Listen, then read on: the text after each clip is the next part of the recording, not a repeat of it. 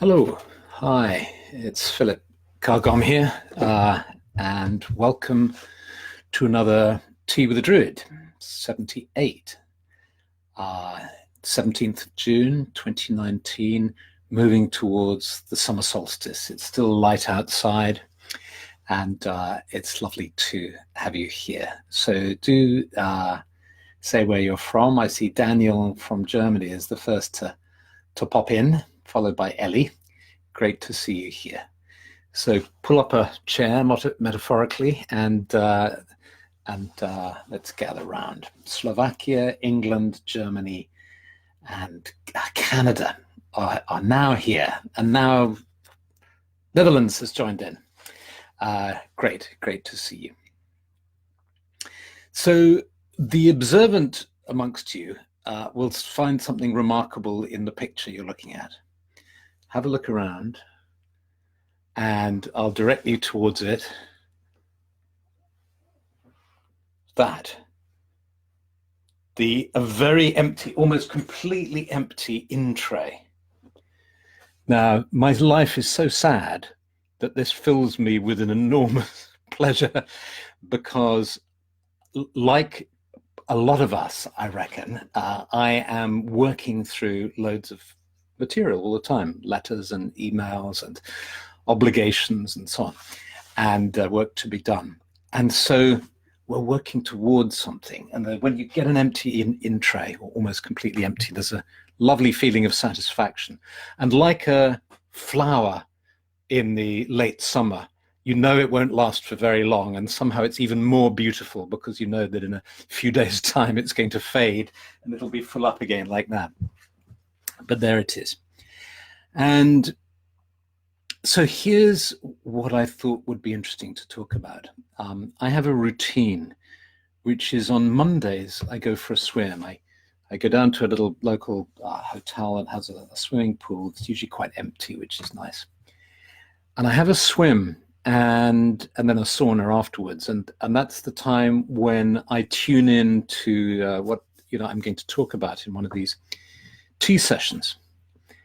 And doing a regular piece of exercise is a tremendous opportunity to do it mindfully, whether it's walking or cycling or swimming, to do what we're always counseled to do by meditation teachers and mindfulness teachers, which is to be fully present and aware in the moment. And so I do 10 lengths of breaststroke. And then I flip around on my back and I become a starfish and I float for a while on the top of the swimming pool, trying not to sink from the weight of everything I've been eating over the last few days. And then I do 10 lengths of, I don't know what it is. Somebody tell me this. It's like a sort of breaststroke upside down. So you do the frog thing with your legs. And I just splash my arms. I kind of am warming them up for doing a backward crawl. So I do a kind of breaststroke upside down or whatever it is. I Googled it because I thought it's got to have a name, but I can't find it on Ecosia, which is the environmentally friendly form of Googling. And so tell me if you know what it is. So I do that for 10, and then I do some 10 lengths of backstroke.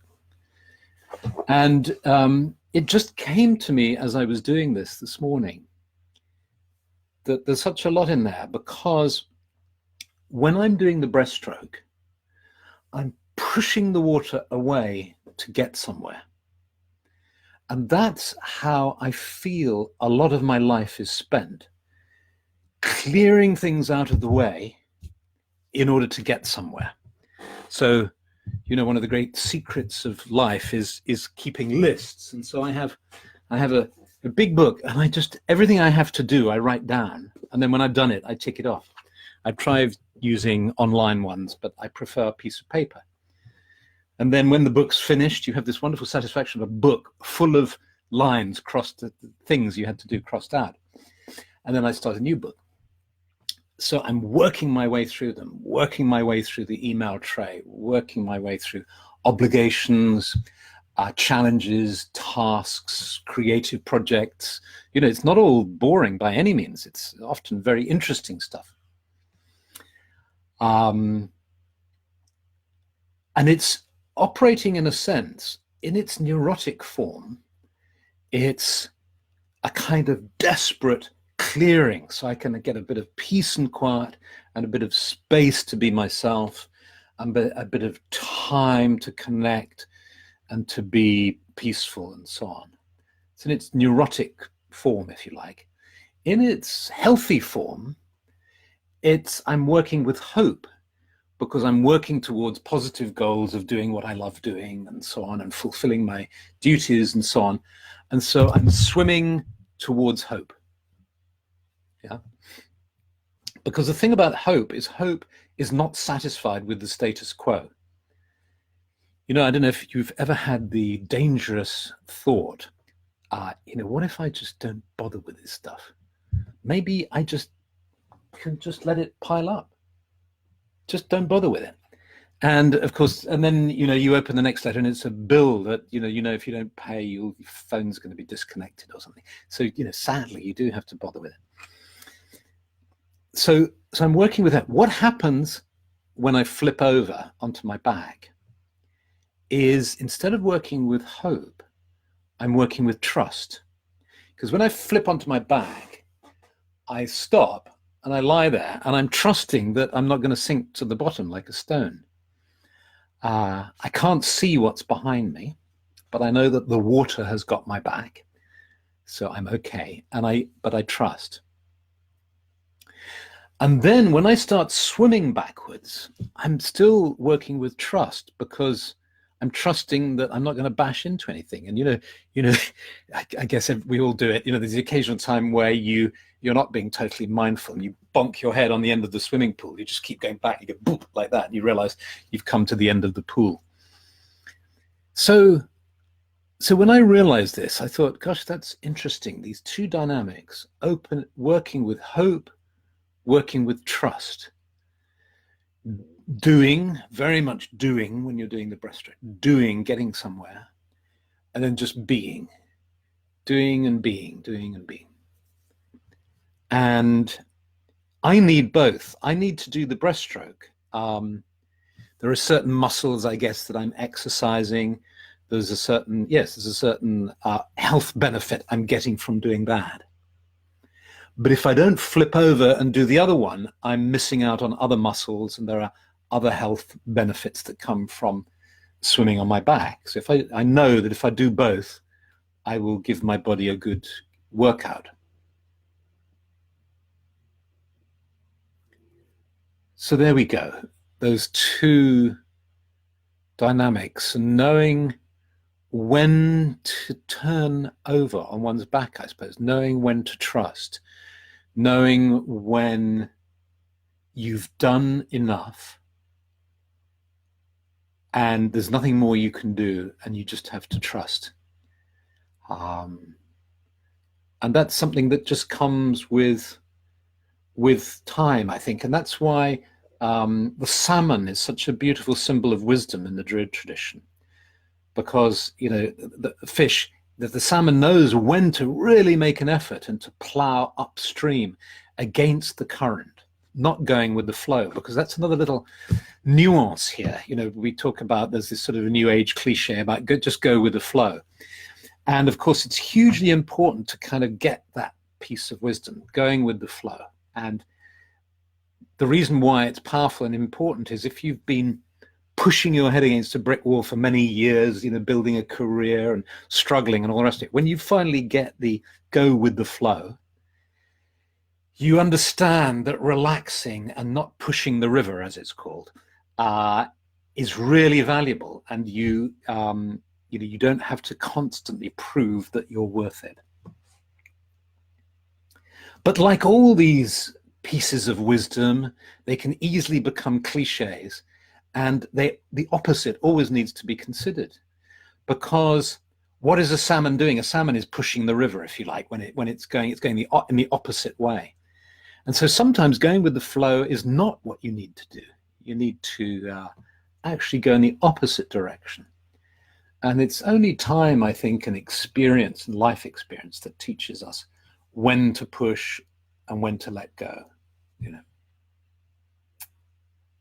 Butterfly, floppy.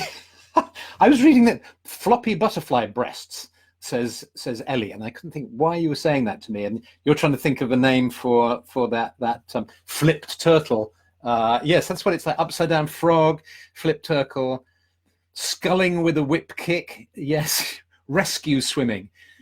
Ah, yes. I don't know which is anyone a valid one? If yours is a real term as opposed to a joke, let me know. I don't know. Comfortable, that's what it is. Old German backstroke. Is that Old German as in the language or as in Old German people? Probably Old German people. Yes. Froggy legs. Yeah, could be. Yes. Lovely, lovely. So that's my thought for today. Have I made any other notes that would relate to this? Doing and being. No, that's it. That's it. So listen, let's do a meditation and work with this idea by finding a lovely pool just outside our sacred grove. If you have a water phobia or you don't like swimming, please don't do this meditation. Please instead, I mean, by all means, follow it, come with us. When you get to the water's edge, just sit there quietly and enjoy the tranquil atmosphere, but don't feel obliged to get in the water. So let's have a go. And as you know, with these meditations, you don't have to do them if you don't want to. You can just sit and watch and listen, do them later, whatever works for you. So let's just take a few moments to settle. For a lot of us, it'll be the evening. I know for some of you, it's the early morning, but for many of us, it's Monday evening, and we're coming to the end of the day, and we can just let go of all that's happened and just come to be present, sitting here now, being here, here, fully present, and allowing our eyes to close gently to better concentrate on ourselves. And then just becoming aware gradually of this transition to being seated in the sacred grove. The sacred grove is a clearing in the forest with trees and tree spirits supporting us, our brothers and sisters, the trees who love us, who protect us, who keep us safe and give us oxygen to breathe. And the good earth beneath us. And you tune into the earth now and just feel the strength and stability of the earth. Sensing all the life in the earth, all the living creatures, the moisture, the energy of the earth, and the slow rhythm of the earth. And just as you breathe out, allow your breathing just to let your muscles relax and just feel comfortably seated on the earth. And feel the energy of the earth rising up into you, bringing you stability and healing and calm.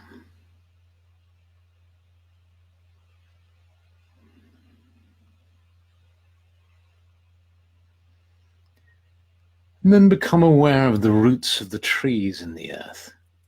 You can feel how the trees around you are anchored in the earth. The trees behind you too. And sense their trunks soaring up into the air with the branches and the leaves. And you breathe in the smell of the trees. All those wonderful essential oils that they're excreting along with the oxygen too. And you breathe that deeply into your lungs, feeling yourself energized, strengthened, healed by the trees. And you become aware of the sky above you. And you breathe in the energy and the vitality of the sky. And the energy of the sky meets the energy of the earth within the center of your being.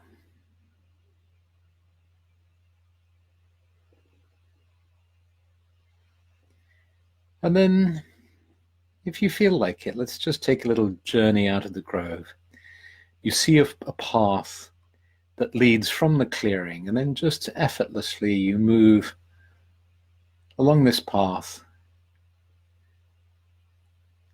until you come to the edge of the woods, and you find there's a small lake. In America, you'd probably call it a pond. Over in Britain, you'd call it a lake, a small lake. It's not too deep. It feels very inviting, and it's a warm, sunny day. And you might decide just to sit by the lake to contemplate it peacefully. Or if you want to go for a swim, you just take off whatever clothes you want to, if you have any on. You just to the degree you feel comfortable, or you throw them all off, and you just step into the water and you feel the cool water on your feet.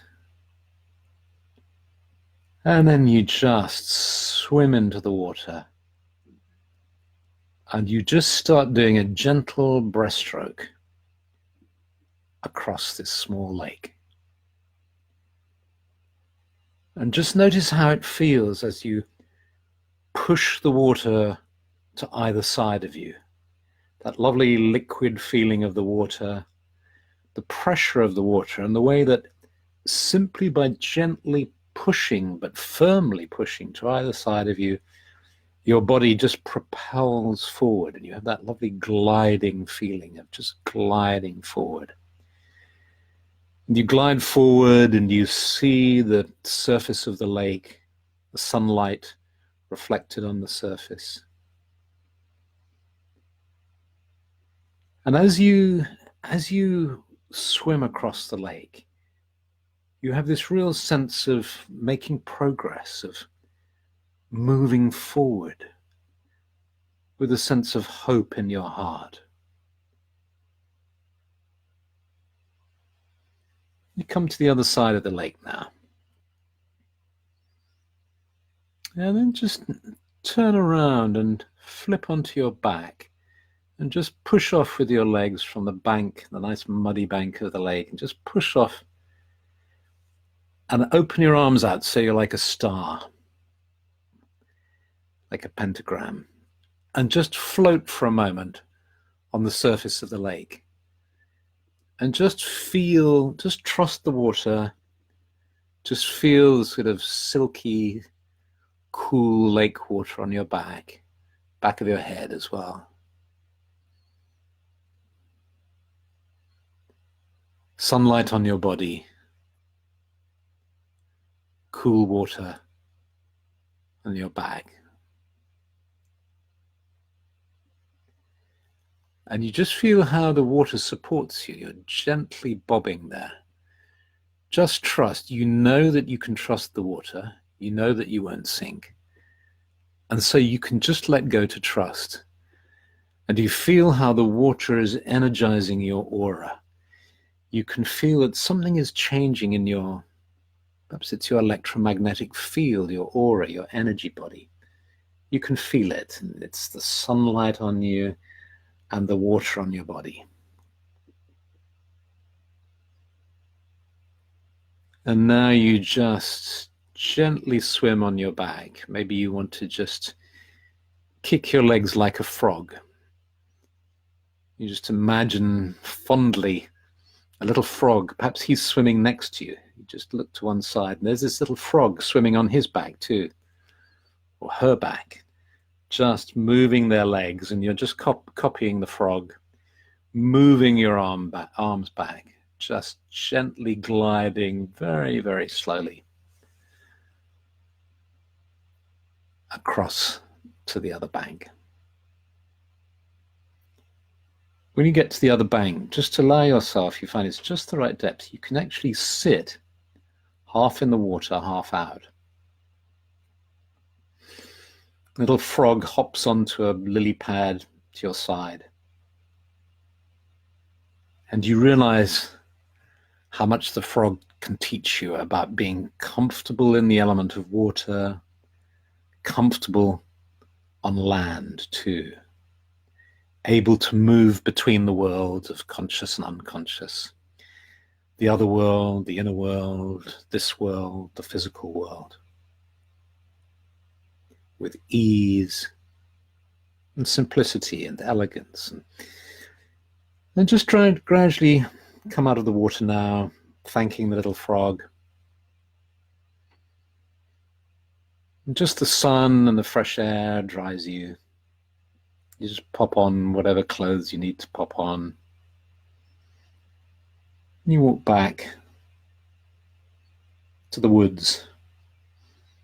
You sense the presence of the spirits of the woods, the smell of the forest, the smell of the trees. You find yourself coming back into the clearing, back into the sacred grove. You take your place and you sit by your tree, feeling the earth beneath you, the sky above you. You place the palms of your hands on the earth in front of you, sensing your love for the earth. May the earth and all her realms be preserved and protected. You bring your hands up to your heart. You place the palms of your hands on your heart, sensing love, peace, and calm within you. You take in a deep breath and then let out a deep breath. And slowly allow your awareness of the sacred grove to fade as you become aware of being seated here in front of your computer or your tablet. Fully present, here and now. Fully present in your physical body. And when you feel ready, you open your eyes.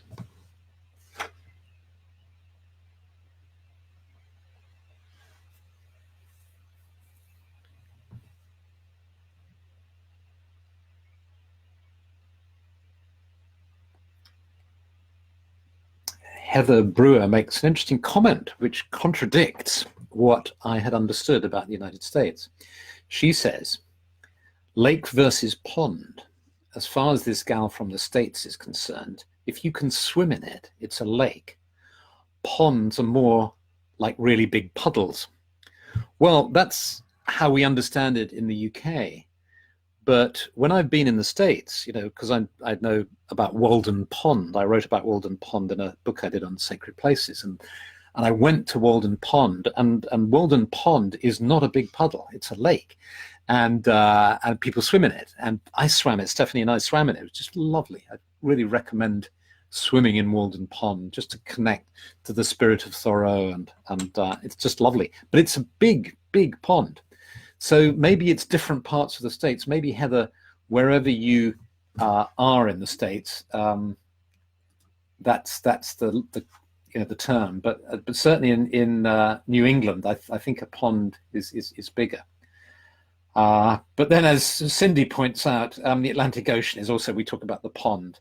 It's only the pond that separates us. So, well, thank you. It's been lovely having a swim. That was really great, and I hope you enjoyed it. And next week, you're going to have a new guest, Jonathan Woolley, Dr. Jonathan Woolley, I believe he is now. He got his PhD. He's written a wonderful Mount Hemus paper that you can find on the OBOD site, druidry.org, under the Mount Hemus project. And Jonathan's going to be doing tea next week. So have a wonderful week leading up to the solstice. Have a beautiful solstice celebration. And next week, have a wonderful time with Jonathan. Okay. Much love and many blessings. And I look forward to reading your comments once I've got myself a fresh cup of tea. Okay, bye.